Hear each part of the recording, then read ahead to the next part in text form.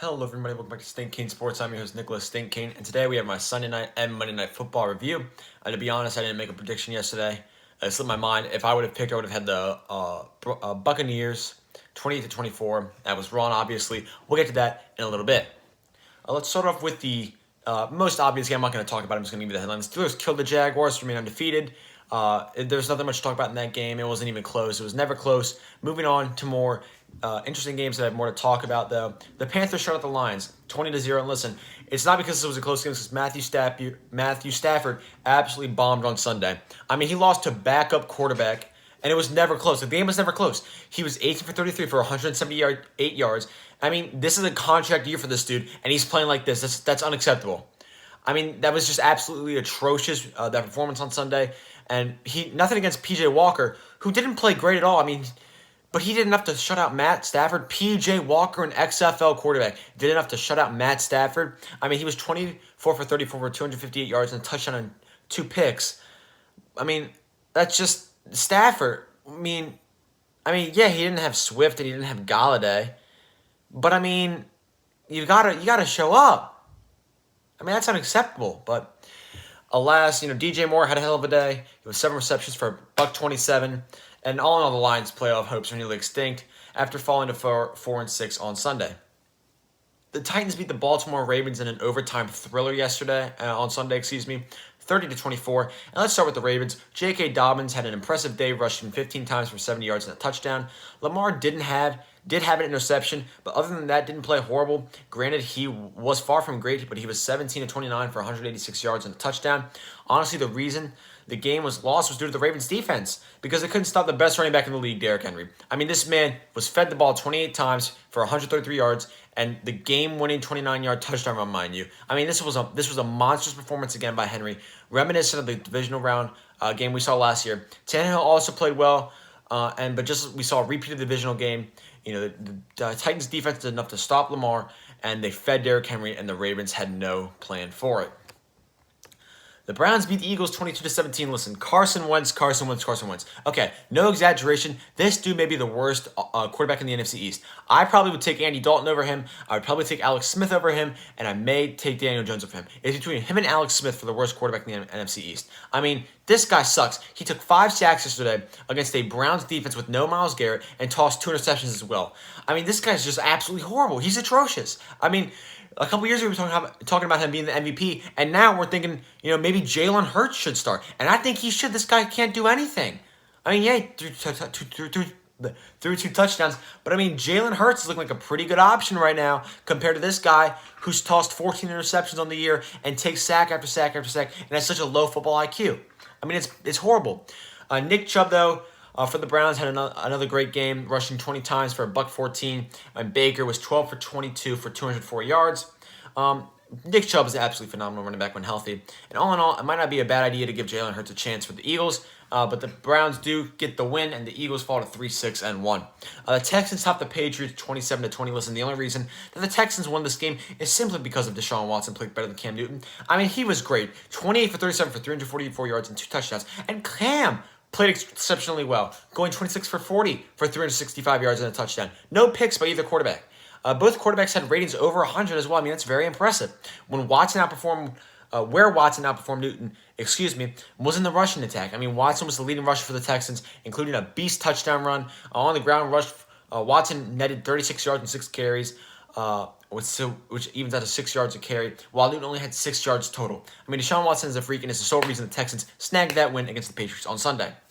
The Washington football team beat the Bengals 20-9 on Sunday, but the main story coming from that game is that Joe Burrow suffered a gruesome season-ending injury in Sunday's matchup towards ACL, MCL, and suffered other structural fractures against Washington, permanently ending his season and his Rookie of the Year race with Justin Herbert. Antonio Gibson, though, played well for Washington once again, rushing 16 times for 94 yards and a touchdown in a must-win game for Washington to keep them alive in the NFC East hunt, and now they have a big game upcoming against Dallas on Thanksgiving. The Saints beat the Falcons 24-9 in a very impressive game. And Taysom Hill's first career start as well. He played great. I didn't know what to expect from him, but he threw 18 of 23 for 233 yards and rushing for 51 yards and 2 touchdowns. I mean, that was great. That was absolutely phenomenal. I was so surprised, so stoked to see it. I love Taysom Hill. He's a football player. I mean, he's on punt coverages. He plays tight end, wide receiver, halfback, quarterback. I mean, he does it all. I mean, I'm just so happy that he succeeded that well. And I didn't, like I said, I didn't know what to expect from him, but he really just outperformed anything I did expect.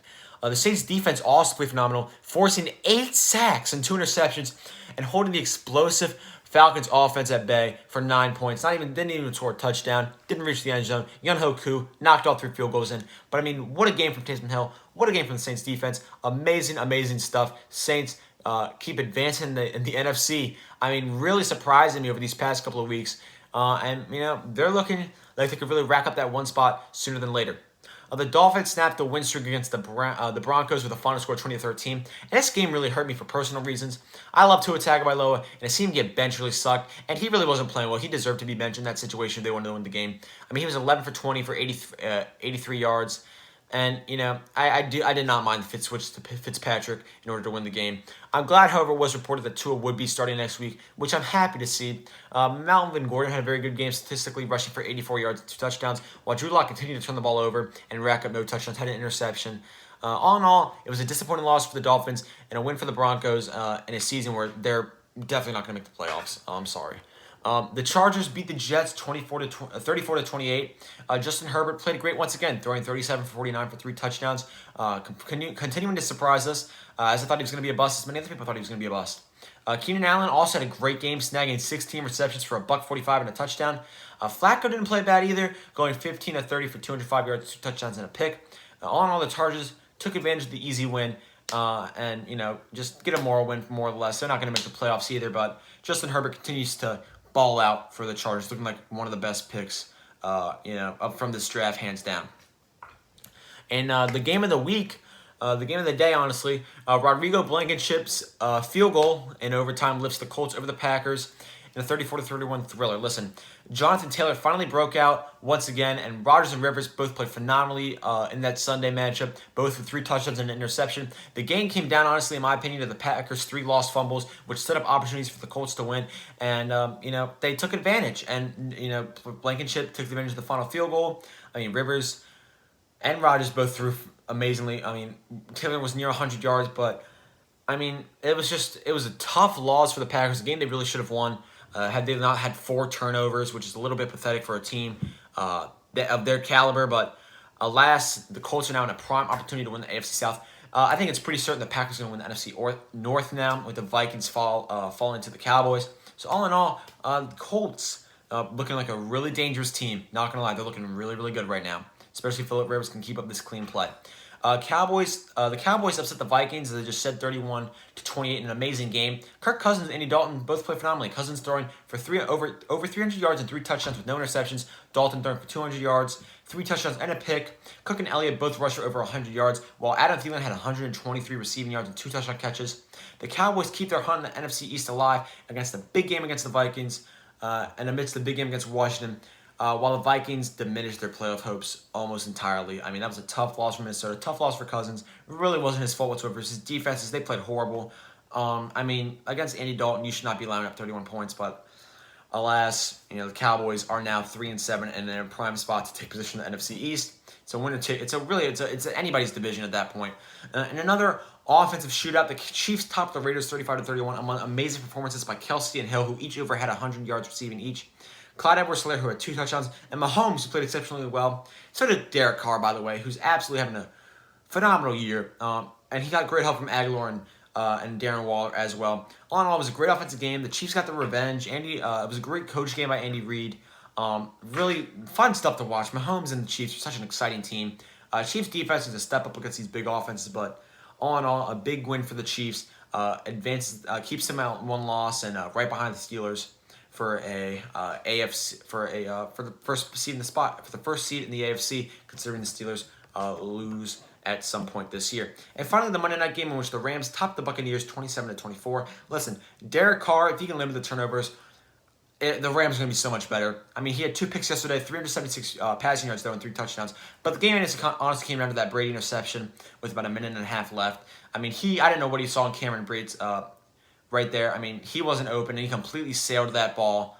I mean, listen, he's 5 touchdowns, 5 interceptions on primetime games this year. Not too great for a guy of his caliber, but I mean, Robert Woods and Cooper Kupp had phenomenal games.